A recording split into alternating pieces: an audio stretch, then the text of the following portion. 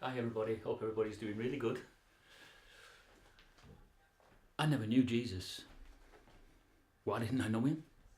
Because I had more love for people like Elvis bloody Presley than I did for Jesus, beep beep beep Christ. That's to my eternal shame. I was too busy listening to ABBA in the 70s, then burying my head in a book and learning about Jesus Christ. Yeah, I suppose it is a confession. That's the way you can look at it.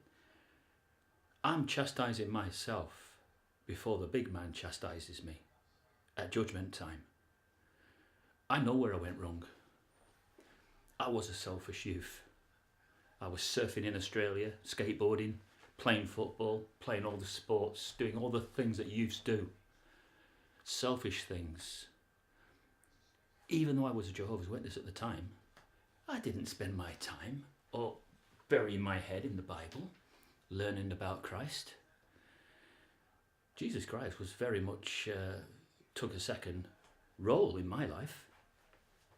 That is to my eternal shame. Do I have some regrets about this now? Yes, I do. I do, because I am trying now to understand what kind of man Jesus Christ really was. Now, we know that his ministry lasted for 3.5 years, and that is a relatively short time as far as accomplishing great things. But then again, you have to consider that this was the Son of God, and accomplishing great things was second nature to someone like that. We also know that when Jesus laid down his life, he balanced the scales of what Adam and Eve had lost. So we then have like an even playing field, and the gateway was open then for the resurrection. But I want to talk about what kind of individual, what kind of man would Jesus Christ have been? Would he be the kind of person that could look you in the eyes and immediately evaluate what kind of person you were? Could he separate you from a sheep and goat at that point? Let's just say you was with the disciples at the time and Jesus came along, and you was undecided as to whether he was the Messiah at that time. You didn't sort of discount him from being the Messiah, but you weren't 100%. So you're sort of in the category of the doubting Thomas, which is 90% of the world, really. We're all doubting Thomases until something is physically proven. But if we walked up to Jesus at that time, would we have seen a difference in him and other preachers of that particular time factor? We did have other preachers going around. We had John the Baptist earlier, didn't we? But would we have seen a difference between John the Baptist and Jesus? I'm trying to draw an answer to this because modern day evangelists, they're supposed to represent all things Christ-like. And yet, I do have a feeling that when Jesus does come back, he's not going to recognise them as individuals that have upheld his principles. They probably is going to put distance between himself and them and say that he didn't know them. But going back to the Jehovah's Witnesses again, because that's probably why we all come on YouTube, don't we? Well, not me, I come on for the music as well. I love my music. But in this case, I'm trying to get this answer for why Jesus Christ would have stood out as very, very different. Would he have had amazing humility? Because I think he would. And I don't think it would have been a pretense humility that you see from certain parts of religious orders. It looks, some of the humility demonstrated, it just looks pretense and not natural. But I think in Jesus Christ, I think it would have been completely natural.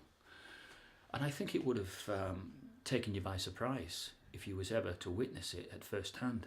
Right, so let's now talk about Jesus when he was going about his daily life. Try and imagine like a normal day in that 3.5 year period, what his day would consist of. He'd wake up in the morning, he'd probably have a little bit of breakfast, wouldn't he?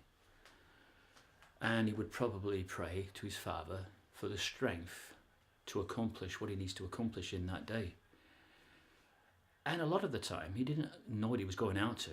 You know, he could have been going out to great hostilities. So he would have needed to have relied on God, on Jehovah, on Yahweh. He would have needed to have relied on him like never before. And I think that's absolutely marvellous that he did rely on his Father so much. So then he'd be out with the disciples, and he would meet people for the first time. And what do they say about the first time you meet someone? That's when you make the biggest impression. First encounters leave the biggest impression. And so he would meet these strangers, and a lot of them would be undecided as to what his true function was for being there and carrying out his ministerial duties. And then you'd have others who were probably a bit like me, that were willing to ask questions and totally inquisitive as to the nature of the person who was telling me these things, wanting to know about his background and asking questions so that you could get the answers to that. You know, where did he come from? But how many would have been taken back if he had turned around and said that his birth was by miraculous conception? I suppose if you were a doubting person at the time, you'd think, what's this guy talking about? That's ridiculous. It was only if you had faith and you knew that the messianic seed was going to be coming through the Davidic line, that you wouldn't have scoffed at that you would have thought that was absolutely marvellous, and that's the proof you've been looking for. And that would be the one reason why you would get behind a man like that. It's absolutely beautiful, though, to know that just one man was willing to come to this earth from being in a heavenly realm, in a heavenly position, and having heavenly duties at that time, but then giving those duties up to lay down his life for us who didn't deserve it, because we threw it back in God's face. We should have lived forever. That was the original plan, to live on a paradise earth and not die, not have ailments. But we threw all that back in God's face, didn't we? And so Jesus decided that he'd open the way. Now I want to talk about why I didn't get to know Jesus as a Jehovah's Witness. I knew quite a lot about God and God's intentions for the world, but I didn't really get to know what kind of person Jesus really was. And I think that's just simply because I think I was a plastic Christian. I don't think I was a real Christian. I think I was just too selfish. I just wanted to seek my own interest at that time. Now we do, all of us, have a turnaround period in our life. I think you call it a crossroads. Suddenly you'll get to a crossroads in life and you've got an option of left and right, going straight forward, or just staying where you are and just treading water. And for years and years and years, I trod water. Get the grammar right, Martin. You're English. You have to get the grammar right if you're English. And I just trod water for years and years and years. I wasn't doing anything. I never reached out to be a ministerial servant. I didn't want to be an elder. And I just think, why? Why didn't I sort of thrust out? Why didn't I put myself out more? And I believe now I might have received that answer. I think it has a lot to do with the fact that a lot was going on in the 70s. People claiming to be this, people claiming to be that. cults springing up left, right and centre. Yes, there was this massive cult in Sydney at the time, and the main theme of the cult was group sex. A bit similar to the Manson family, really. Similar situation. And I remember some girls in my class getting curious about this cult. And I says, oh, I wouldn't bother going inquiring about that. I've heard some really bad things about it. Yeah, I was Jehovah's Witness at the time, and I wanted to tell them to stay away from it. And I think one or two of them didn't, and they got involved with it, and they got involved with the lifestyle, and there was drug taking, marijuana, LSD, all the recreational stuff and heavier things besides, and then there was the group parties on the beach. And I remember him saying, are you coming to one of these parties? I says, well, not really, no. It's not really my thing.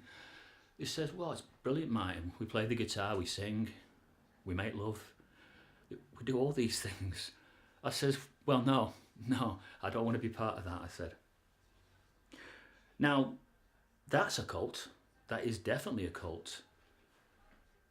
And I think that the difference between a cult and a religion is what you own. Religions, they owned masses of land, masses of real estate.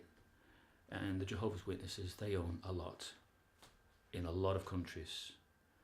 Not just the USA, which they have their massive headquarters. They own a lot of properties. And I'm going to put them in the religious category for that reason. I'm just giving an answer back to an earlier video that I saw a young lass do, where she was giving detailed explanation as to what's the difference. And I just want to say that the difference purely is down to what you own. I'm just simplifying it. There is a more complicated answer for that, which she gave, and she did a very good job of that as well. So I implore anybody to look at a video. It's really good. I'm going to leave this now because I've explored why I'm a bloody hypocrite as a Jehovah's Witness.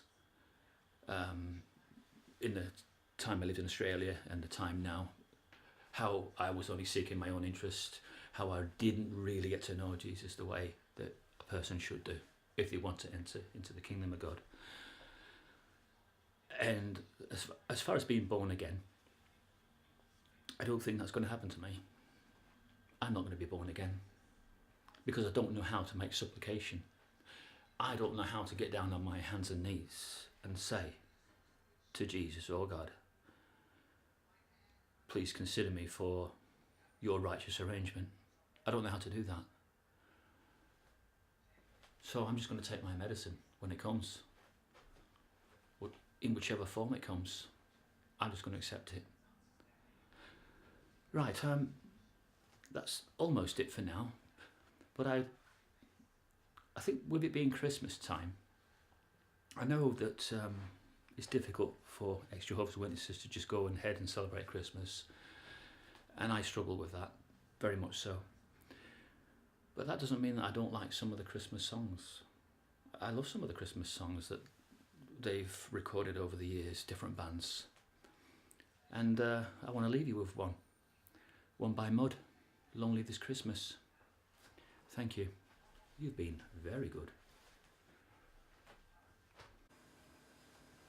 Bum, bum, bum, bum.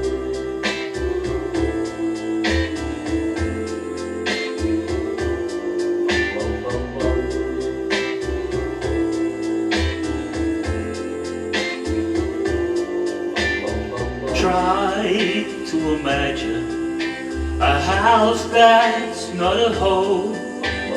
Try to imagine a Christmas all alone. That's where I'll be since you've left me. My tears could melt the snow. What can I do without you? I've got no place to go. It'll be lonely this Christmas without you to hold. It'll be lonely this Christmas, lonely and cold. It'll be cold, so cold, without you to hold this Christmas.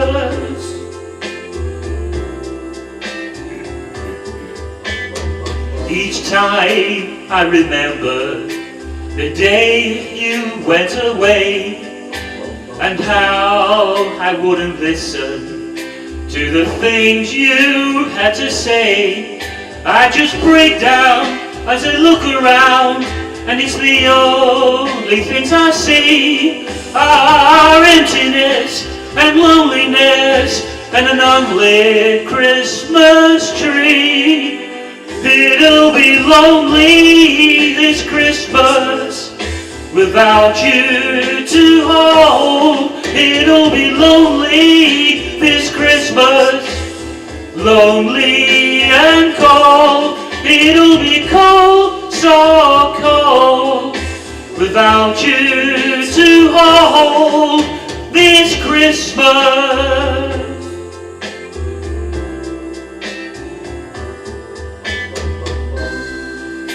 Do you remember last year when you and I were here and we never thought that it'd ever end? And I remember looking at you then, and I remember thinking that Christmas must have been for us.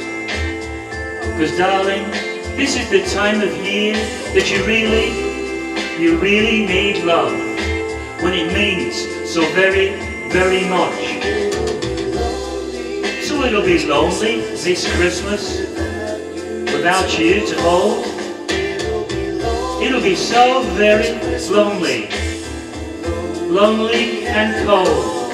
It'll be lonely this Christmas without you to hold.